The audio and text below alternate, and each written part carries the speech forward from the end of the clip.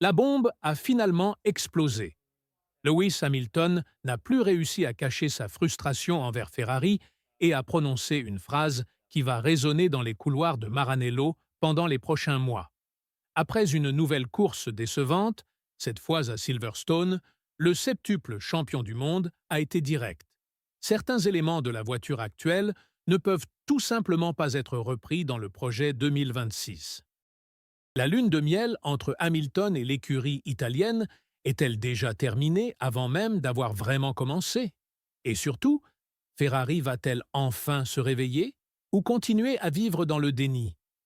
Comprenons ce qui s'est réellement passé lors du Grand Prix de Grande-Bretagne et pourquoi cette course pourrait avoir marqué un tournant dans la carrière de Hamilton chez Ferrari. Le Britannique est arrivé à Silverstone avec de grandes attentes. Après tout, il comptait 9 victoires à domicile et la pression pour enfin décrocher son premier podium avec Ferrari était à son comble.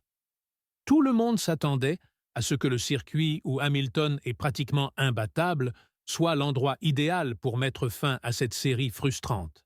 Mais ce qui aurait dû être une occasion en or s'est transformé en un cauchemar humide qui a exposé toutes les faiblesses du projet italien. La course a commencé sous la pluie, créant le chaos parfait pour bouleverser le résultat.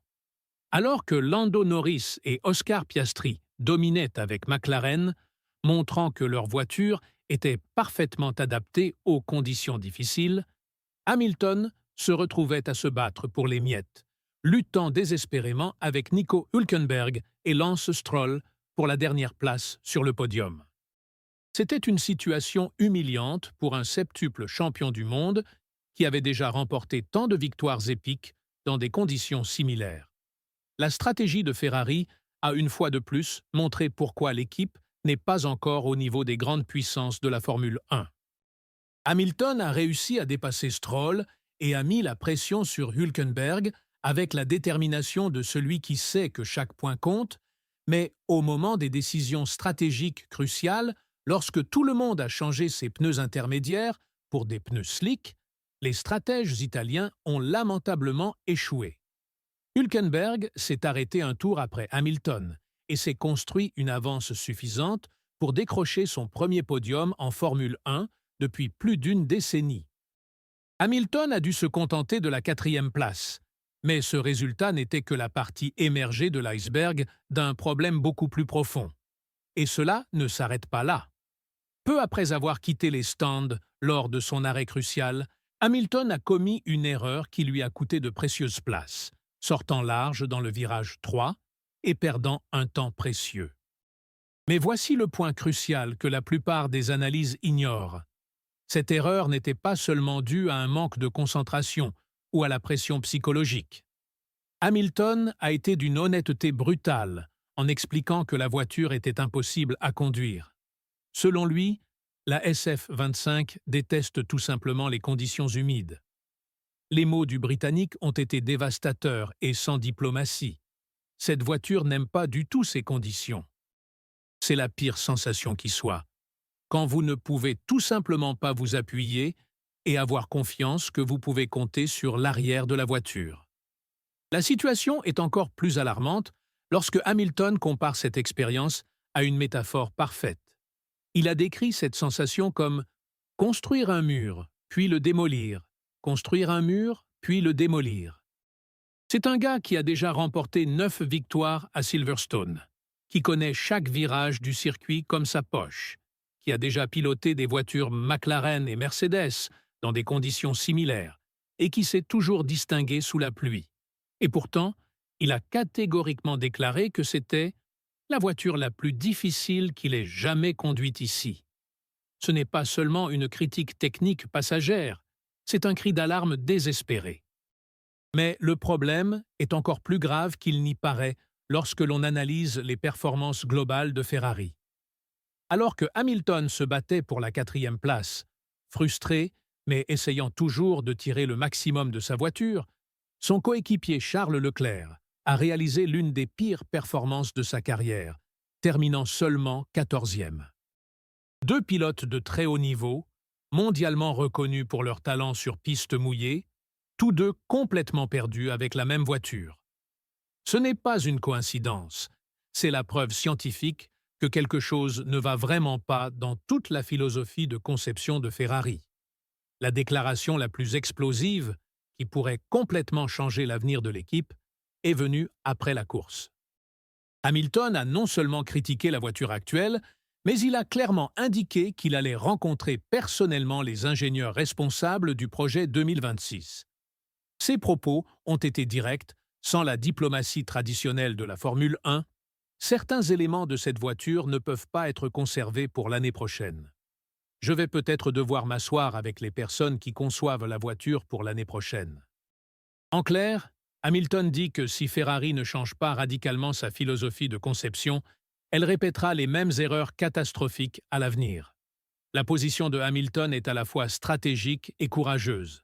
Il sait que 2026 sera une année cruciale, avec l'entrée en vigueur de nouvelles réglementations sur le châssis et le moteur, qui représentent une chance pour Ferrari de repartir de zéro. Mais seulement s'ils admettent publiquement que la direction actuelle est fondamentalement erronée. Et Hamilton, fort de ses 7 titres mondiaux et de sa crédibilité acquise au cours de près de 2 décennies dans la catégorie, utilise tout son poids politique pour imposer des changements structurels profonds au sein de l'équipe. Le moment choisi pour cette déclaration n'est ni fortuit ni innocent. Hamilton est toujours 6e au championnat des pilotes, à seulement 16 points de Leclerc, mais il a déjà compris que cette année est pratiquement perdue pour toute lutte réelle pour le titre. Alors, au lieu de faire semblant diplomatiquement que tout va bien et que les résultats vont s'améliorer naturellement, il se concentre complètement sur l'avenir et utilise toute son influence pour s'assurer que 2025 et 2026 seront radicalement différentes de cette frustration actuelle.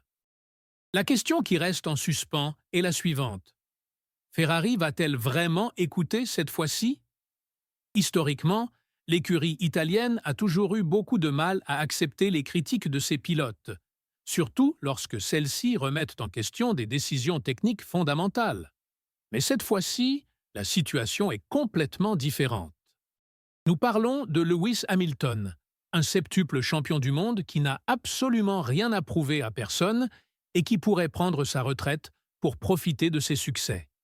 Quand un pilote de cette envergure technique et politique dit que certains éléments de la voiture ne peuvent pas être repris dans le projet futur, toute équipe, un tant soit peu sérieuse, s'arrête et écoute attentivement. La cruelle réalité est que Hamilton fait exactement le travail qui devrait être fait par les ingénieurs et la direction technique de Ferrari. Il analyse les données en profondeur, identifie des problèmes structurels complexes et propose des solutions concrètes pour l'avenir. Cela montre son impressionnant niveau d'engagement envers le projet italien, mais expose également de manière embarrassante le manque de direction technique claire et compétente au sein de l'équipe elle-même. Imaginez maintenant ce qui se passe dans les coulisses de Maranello en ce moment même. Les ingénieurs savent parfaitement que Hamilton ne parle pas pour parler et ne crée pas de polémiques inutiles. Quand il dit qu'il va s'asseoir personnellement avec l'équipe de développement pour discuter de chaque détail du projet 2026, cela signifie que des changements réels et profonds sont inévitablement à venir. La question qui définit l'avenir de Ferrari est de savoir si ces changements seront suffisamment radicaux pour remettre l'écurie dans la course au titre, ou s'il s'agira simplement d'ajustements cosmétiques qui maintiendront le statu quo frustrant. Hamilton a clairement indiqué qu'il n'accepterait pas la médiocrité et qu'il était tout à fait disposé à s'attaquer aux problèmes structurels, même si cela devait causer un malaise interne important. Cette attitude pourrait bien être le remède amer dont Ferrari a besoin pour enfin sortir de sa zone de confort et se remettre à lutter pour les titres de manière régulière. La question finale est la suivante. Auront-ils le courage de changer absolument tout ce qui doit être changé ou continueront-ils à répéter les mêmes erreurs qui les maintiennent depuis si longtemps à distance frustrante du sommet? Cliquez sur la vidéo qui apparaît sur votre écran, car je vous y explique comment cette pression interne chez Ferrari pourrait exploser et provoquer une révolution complète au sein de l'équipe italienne avant même le début de l'année 2025.